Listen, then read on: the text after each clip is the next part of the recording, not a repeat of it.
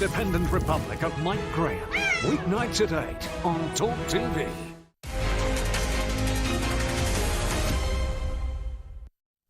So it's been a fantastic show, and I hope you've enjoyed it as much as I have. A thanks to Chris, Matt and George, who are the other side of the window, and I literally wouldn't be able to do the show without them. I'd just be talking, I'd be like howling like a wolf into the full moon without them. So gentlemen, thank you very much, and to Chris for our work all week in preparing the show. And we mentioned, didn't we, earlier on with Pete Cohen, performance director, coach of some repute, because he looked after Rocket Ronnie O'Sullivan about 20 years ago and got him back on the straight and narrow, because I came to know Ronnie O'Sullivan in the late 90s when he'd made that huge impact and then it kind of disappeared away a little bit, and he was still sort of in the top 10, but he'd kind of lost his focus.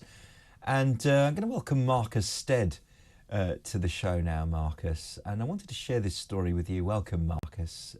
People will know Johnny. you. Welcome, Marcus. It's everyone will know you who is a regular Talk TV viewer, because your own overnights with Paul Ross once a week looking at snooker and darts. But I was in the press room at the Masters snooker when it was at the Wembley Conference Centre, and 23-year-old Ronnie was sitting next to me with his bow tie off, and he had his shirt on and he had a sort of jacket on.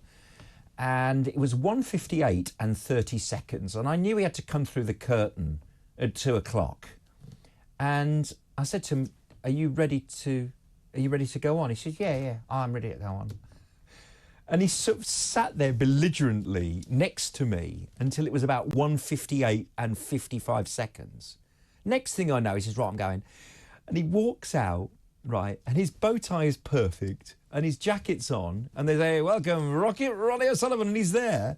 And I couldn't believe what he was doing. He was like trying to show off at how super cool he was. But at that time, I think he'd lost in the final to Alan McManus. You'll tell me the year that this was. So Alan McManus beat him in the final of the Benson & Hedges Masters that year. 1994. There you go. It was back then. Good knowledge. You should be on Mastermind, Marcus. I think you'd win it. You'd certainly win it easily. But it's incredible, because I don't think there's anyone who's won a span of tournaments in any sport of any kind and dominated it so much. Because when you think about Stephen Hendry and Steve Davis and the other great players of their generation, they couldn't carry on into their 30s and 40s, because their eyesight had gone, or their motivation had gone, or BBC came calling and had them sitting there as pundits instead. But Ronnie just has this incredible energy and focus that I didn't think he was capable of back in 1994. I was interested, Johnny. Good evening, first of all. Good evening, Marcus. Got that in the right order. Indeed. I was interested in what you were saying to Pete Cohen in the last hour. Yeah. And I was aware of his history of working with Ronnie O'Sullivan back in the day. And you mentioned something interesting about motivation. And you talked about how Stephen Hendry and Steve Davis, you mentioned it then again, about how they were effectively past their peak by the early to mid-30s. And the thing about Ronnie O'Sullivan was that, okay, as you say, he had that bad patch in the mid-90s. He lost his way. The effects of his father going to prison impacted quite considerably. Yeah. It took a psychological toll.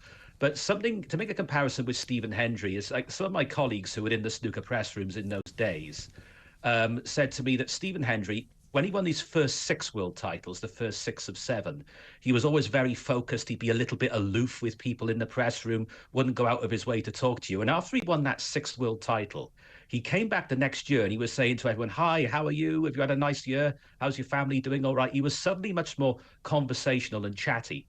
Now, he did win one more world title. He won a 7th in 1999, as we know.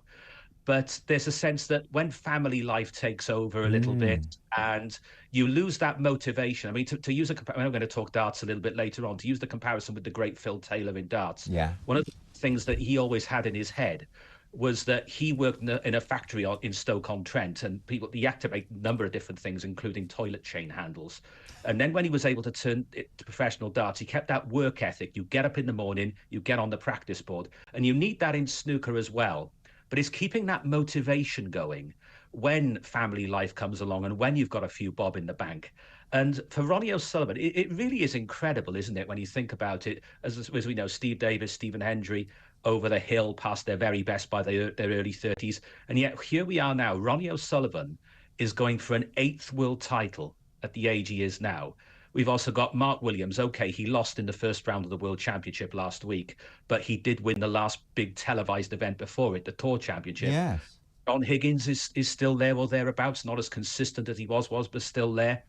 There is a sense, though, Johnny, looking at the top 16, the average age is well into their 30s now. Amazing. It's a bit like tennis. I mean, that's the only comparison you can make between snooker and tennis. But, you know, it used to be that players had to be, you know, between the age of 17 and 26 to be Wimbledon champion. And then you have these giants, the greatest players of them all, the Federers and the Nadals, and having a senior moment, who's the Djokovic. How can I forget him? Those three. It's been a long day. It's been a long day. And let's not forget Andy Murray. Let's put Andy Murray in there as well. Playing and playing and playing and playing and proving that they're the greatest sports people of their time, not just in tennis, but across the board. And snooker's the same. Is it because... Why is it, Marcus, that we're not seeing the youngsters beating the Ronnies and the Johns and the Marks? Oh, that's a very, very big question, isn't it, Johnny? I mean, that's why I ask it, Marcus. Yeah, think back to 1992, snooker's class of 92, and that expression is used quite often. Ronnie O'Sullivan, John Higgins, Mark Williams, and of course others like Peter Ebdon were coming through round about that time. He had a big ponytail in those days, didn't he? That was awful, wasn't it? He had to go and live in Dubai. Embarrassment, didn't he? Had to leave Northamptonshire. Yeah, he's back in this country now, I think. But to answer your question, this is something I discussed this with various people. It comes up quite a lot in my line of work these days. But Steve Davis, let's take him as an example. He had to take 2 buses to and 2 buses from his practice base. He had to have that level of commitment and getting back. Stephen Hendry, same thing. I mean, you would have known Ian Doyle in the 1990s. Yeah. I know Ian myself these days. He's well into his 80s now. He's still as sharp as a razor. Is he really? Oh, yeah, very much so. And he kept Stephen Hendry on a tight lead in terms of discipline, practice. Ian was a workaholic. He expected that not just of Stephen, but of all of his players. And Ian and I have talked in quite a lot of depth about the sort of routines and the habits he got Stephen Hendry into. And I do wonder, I hear stories these days about young players coming through and they're chatting on their phones while they're still trying to play a shot. No. And they're socializing, they're fiddling around with their phones. You do need to put that 6, 7, 8 hours a day in. Put your phone to one side, practice, and Ian is big on this. Ian Doyle would say, practice mainly on your own. Don't give your opponents the edge. Practice mainly on your own. And I do wonder, you know, looking at the average age of the top 16 now, well into their 30s, are the younger ones hungry enough? I do question it, Johnny, you know. Well, that is a thing, isn't it? And should we pay tribute? Because let's not forget him, class of 92, Paul Hunter, who's no longer with us. Yeah. So tragic. And he died such a long time ago. And he was a Benson and Hedges champion, wasn't he? He was. 3 times he won that. And I consider it one of the privileges of my life when I was still at school to sit in the audience and watch him win the Welsh Open here in Cardiff. I consider that an honour for me. And he was a little bit later than the class of 92 because he was 27 when he died in 2006. Isn't that terrible? How tragic. And the way he fought that cancer battle, you know, he had this chemotherapy, and yet he still played at the Crucible in 2006, and he had no feeling in his fingers. And he played that match, and it wasn't looking good at that point, and we knew he was very, very ill. But I do think Johnny White might have been, if that man had lived the impact. He would have won the World Championship, no doubt about that in my mind. But he was a character. They called him the Beckham of the Bays. He was a good-looking boy, wasn't he, as well? Oh, yeah. He had a charisma about him, and you know, he got snooker into lads magazines and stuff like that. He did. He was a good bloke as well, and that should always be remembered. Yeah, we remember Paul Hunter. I just wanted to do that because people forget about him, and I think that's a real shame. Now we are just past the halfway point of the 17-day Crucible Marathon. I'm doing my Ted Lowe impression here because I just want to. And during the first week, a huge amount of discussion about whether the tournament can do the Ravens leaving the tower. And I saw Barry Hearn say two things to two different audiences. He said, I'm no longer the chairman, my son is, and I can't imagine for one moment the Crucible would be anything but the home of the World Championship. And then I heard him say in another interview on another channel somewhere else, saying, well, money talks. So are we going to see the end of the World Championship at the iconic Crucible? Because it only has 980 seats in its theatre. Well, Jonny, I cannot see, if I put it this way, I cannot see a path for it to remain either at the Crucible or in Sheffield. I think it's going to leave Sheffield completely when the current contract expires in 2027. Now, let me explain what I mean by that.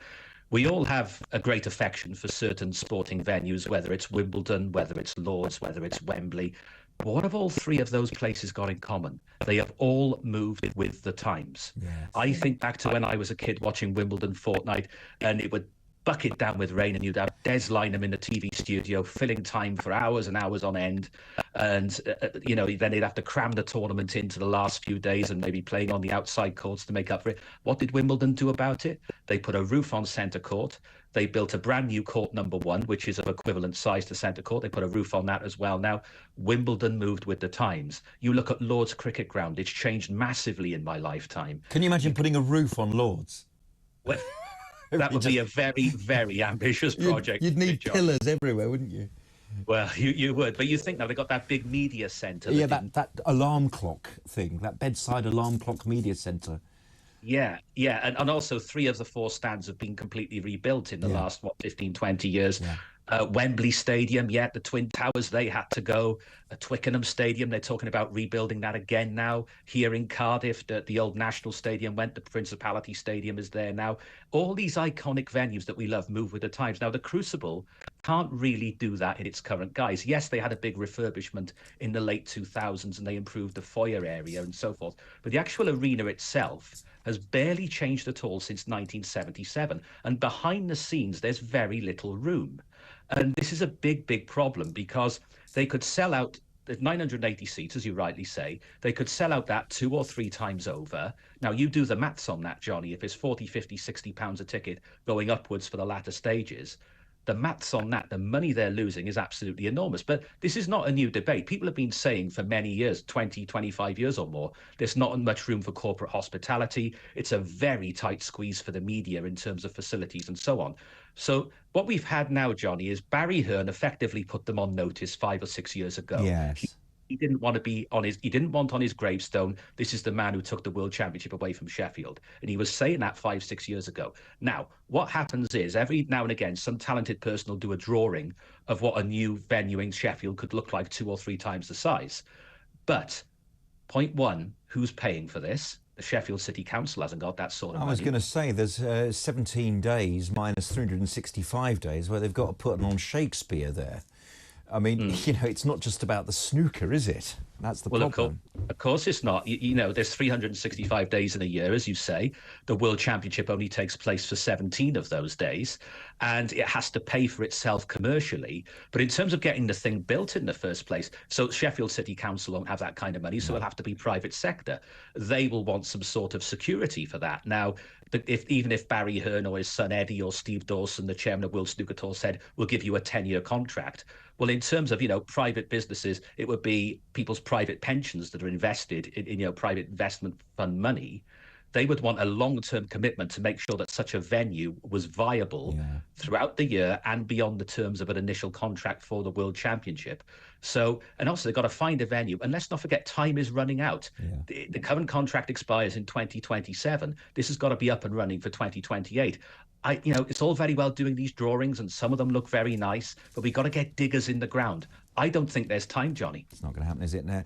And of course, I'm just hearing the horses from Saudi Arabia coming, and a replication of what's happened in golf, and how the Saudis, and their live golf ambitions have really kind of taken over the PGA, and they've come to peace together, and some of the golfers are at war with each other. but it's inevitable, isn't it, that Saudi will come calling and snooker will never look the same again, but it will be elevated into an international sport that it just wasn't before. Jonny, we're already there. We're there already, right? Oh, we are. We had the Riyadh Season World Masters of Snooker, which took place last month. That was an 8-man, was it 8 or 10-man invitational event? 10-man, wasn't it? And when was it now? The last week of August, first week of September coming up. There's going to be, we know about the Triple Crown, the World Championship, the UK Championship, and the Masters. There's going to be a 4th major taking place in Riyadh, starting the end of August, first week of September. And this is going to be on the same level as the Triple Crown. So the Triple Crown is no more. You can't call it. But the prize money will be kind of a completely different level? Oh, yeah. Now, the only thing stopping the Saudis giving that a bigger prize pot than the World Championship was the principle the World Snooker Tour said the World Championship has to have the biggest money, Yeah.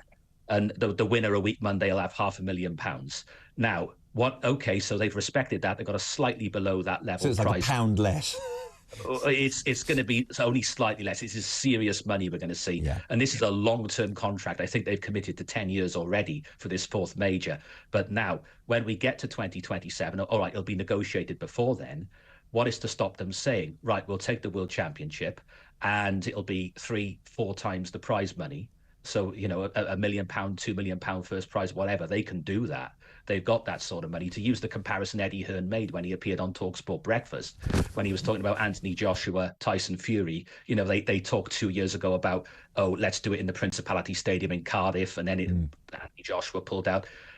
Eddie Hearn said, and now this time when they're talking about it, it's not even a debate to be had, Jonny. It is going to take place in Saudi Arabia, this fight. But Eddie Hearn said on TalkSport Breakfast last June, July, we're not talking 20, 30% more by dealing with Saudi Arabia. We're talking 300% more. Now, with that thought in mind, if snooker said, look, I don't like their human rights record any more than anybody else, it appalls me, and I've written as much in the magazine. Yeah. But if snooker said, no, we don't want to deal with you for that reason, very next thing Saudi Arabia is going to do is launch a golf-style breakaway tour. And the players at the very top end of the game, Ronnie O'Sullivan is as good as admitted in last week he would take such an offer. Of course he would. Of course he would. That's where we would be. There would be a huge schism in snooker if they didn't work with the Saudis. We've got to stave this off and try and learn the lessons from golf. Marcus, stay with us and we'll talk more in just a moment. And we're asking the question right across the network, is this the year of Trump? But we mean Judge Trump on the Sunday Night Club. So stay tuned for more from Marcus, and we'll also talk darts in just a moment here on the Sunday Night Club.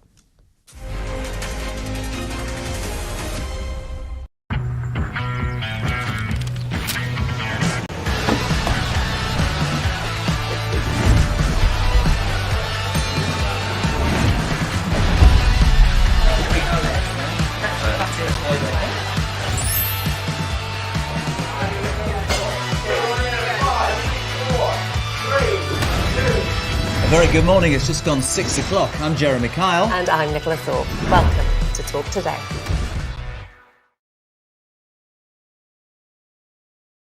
Hey, very good morning to you. Thanks for joining us. You're with Talk TV, on radio, online. And we're on your smart speaker.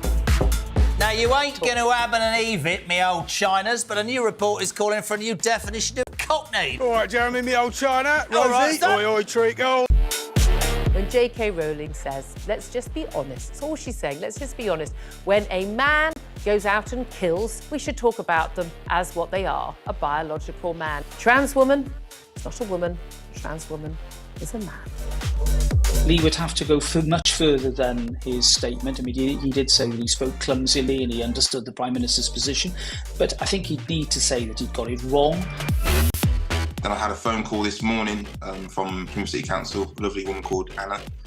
And yeah, I've just received an email just saying that, yeah, I'm going to be getting a badge. Quite right too. It's that time again to get the violins out. That's right.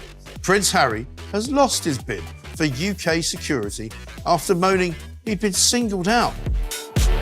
You might as well be discussing an invasion of Daleks for all I really get this. but I am now on social media, having been dragged off my £8 Nokia, reluctantly kicking and screaming. I'm a huge hit on Instagram, as you probably know.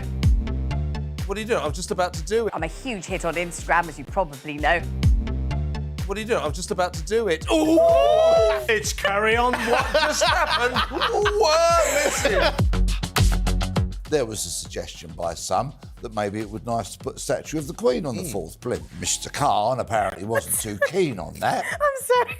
I know what's coming and I can't stop laughing. So he suggested alternatives. There's a sweet potato. That's quite a small statue then. Wasn't there also a prostitute? A trans sex worker. You don't really need one of those in Trafalgar Square. You just got to walk up to Soho. It's only about 40 minutes. Why do you know this? Because I know everything. Was he just unlucky getting that question with an ice cream, or is it a sign of something more? Seemed like he was on a late-night show to attract a young demographic, and they put him in an ice cream store. I read the statement this morning from the family, and if any police officer reads that statement, if you don't cry for what you read from what the family is saying, it's heartbreaking, then you shouldn't be a police officer.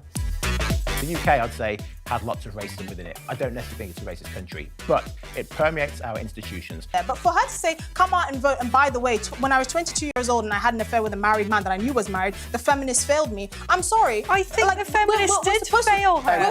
It was another era. She was 22. We're supposed to have moved on from that. Don't hark back on something you did that was wrong. Talk TV. It's the only place where you get the truth.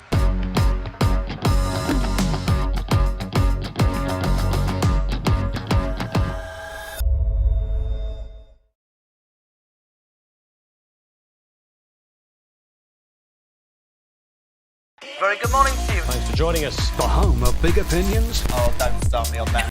Straight talking. There's a sort of feeling they ought to look as if they're doing something. And no nonsense. So don't accuse anyone else of stoking culture wars. Is going digital. Such as the smoke and mirrors of politics. Make sure you're ready. But the government has got to be more flexible. From the end of April, listen to Talk on radio via DAB or your smart speaker. Or watch live on YouTube on your connected TV.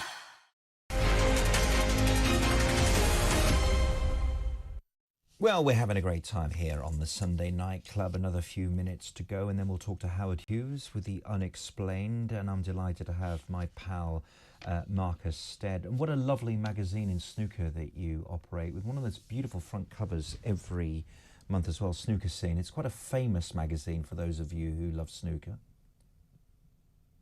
It's been going for 53 years now, and my predecessor was Clive Everton. He was actually the world's longest serving magazine editor, as confirmed by the Guinness Book of Records.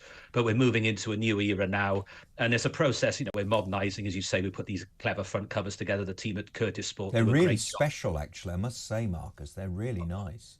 They're a talented bunch of people. I'm lucky to have the support of those people, those talented people who put those front covers together. And yeah, it's on sale at the Crucible at the moment, and you can buy a copy from the Curtis Sport website as well. So it's doing good, I'm happy to say.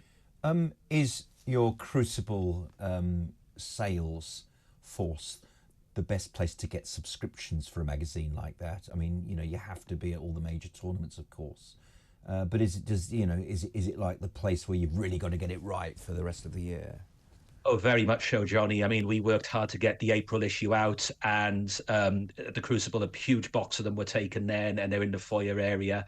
And we do this at all the main events as well. Also, the UK Championship, the Masters, people pick up a copy, they like it, and then they subscribe from all over the world, not just in this country, but the Curtis Sport website, curtis-sport.com. You can subscribe there as well. Anyone can do it. And we're in a good place, I'm pleased to say. I'm pleased to hear it, Marcus. Great news, and best of luck as you continue your role as editor. Now, let's play darts. 140. Not 180, because I don't want too much melodrama. But we have, in darts, suddenly someone who's come to the attention of, for example, the Sun newspaper and the world beyond the community of darts in a way that Ronnie O'Sullivan transcends snooker. I am, of course, talking about Luke Littler, who's probably the biggest star to emerge from darts since Phil Taylor, probably greater than Phil Taylor, certainly since those sort of great stars of the 1980s, Eric Bristow, John Lowe, Jockey Wilson. I mean, he's bringing great attention to darts, isn't he? Johnny, this is extraordinary. The thing about Luke Littler, I've been aware of who he is for several years. He came through the WDF system, which is there was people who don't know, there was a divide in darts in the early 1990s. To cut a very long story short, the world's best players split and formed the PDC, the Professional Darts Corporation. There was the BDO, which doesn't exist anymore. The WDF is now the governing body on the other side, developmental darts. You could see Luke Littler coming through. He switched to the PDC. He had that, and he was only 16 years of age. Amazing. You've known him since he was a kid, basically. Yeah, he looks a lot older, but he was 16 at the time. He's turned 17 since. But over Christmas, New Year, he had that run all the way to the World Championship final. And it was the battle of the Lukes, Luke Humphries against Luke Littler, and Luke Humphries won it. He's also a good player, Humphries, of course. This is the thing, Johnny. If your name's Luke, you're doing great in darts at the moment because... a couple of days after New Year's Day, the amount of media attention on darts was absolutely phenomenal. And it was the battle of the Lukes, and Luke Humphries won it. And we've known for a few years he was doing very well in PDC events away from the cameras. And then he had that run-up. He won the last 3 televised events before the World Championship.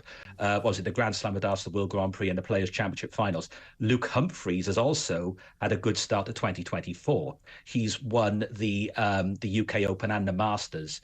But just in the last 10 minutes, quarter of an hour, Luke Littler has won this evening. He has won the Austrian Darts Open. He's beaten Joe Cullen in the final of that. 8-4, from what I understand. That's correct, yeah. And he beat Ross Smith, the former European champion, in a semi-final, I believe, earlier this evening. Yeah. We're in a fascinating era because for many, many years, you mentioned Phil Taylor there were 3 certainties in life: death, taxes, and Phil Taylor. And that was the way for years and years and years, from the early 90s right up until the mid-2010s, really. But now we're in an era where, okay, Luke Littler is the poster boy, and he's getting darts on the front pages, he's getting darts into magazines, he's going on breakfast television, he's doing this, he's doing that. But no one player is dominating. We got this Premier League darts, which goes not just around arenas in Britain and Ireland, but also continental Europe these days on Thursday nights. We're 13 weeks into that. We had in Liverpool last Thursday night. It's a great spectacle. Oh, it is. It really is. And, you know, I remember the old days when I was a young kid, when the split happened and they were playing the World Championship. I used to love the Circus Tavern in Purfleet, but it was a small arena. And I know the television companies and so forth made a big effort to promote it and everything like that. And then Barry Hearn took charge from 2003 and built it up bit by bit to where we are now. But to think now, this Premier League darts, we're 13 weeks in. We've got 3 more regular weeks to go. No player has won any more than 3 of those weekly mini tournaments. Right. That's where we are right now. And what will happen is the top 4 in the league, when it's Aberdeen this coming week, and then we've got 2 more weeks. Then the playoffs are in the big arena at the O2. You'll have the top 4, and then it's a playoff system. First place 4th, second place 3rd. Then we have a big final. And Michael van Gerwen, let's not forget him either, Battle of the Baldies. Michael van Gerwen has dominated the Premier League for much of the last decade. I think he's won it 7 times now. Right. So this is a really fascinating era for darts. Obviously, we've got big TV contracts in place, both on pay TV and free-to-air TV, online streaming, arenas being sold out, not just around Britain and Europe, but around the world, in the Middle East, in Australia. Amazing. Marcus, what a time to be involved in these 2 great sports. Marcus Stead, thank you very, very much for joining us. A snooker and darts doyen right here on Talk TV. What he doesn't know about darts and snooker ain't worth knowing. And talking about things which need explaining, the unexplained, it's your next row of entertainment ideas with the one and only Howard Hughes. Yes. Yes. How are you doing, man? What's going on? Well, actually, it's a good question. I mean, you could answer that in a dimensional sense. Well, I could do it in an encyclopedic sense. But, you know, we span a great breadth of stuff. And because it is the last radio show tonight, we're going to flush the format slightly, as they say in American radio circles. You'll know what that means. And we're going to do it a different way round. And we're going to talk at the beginning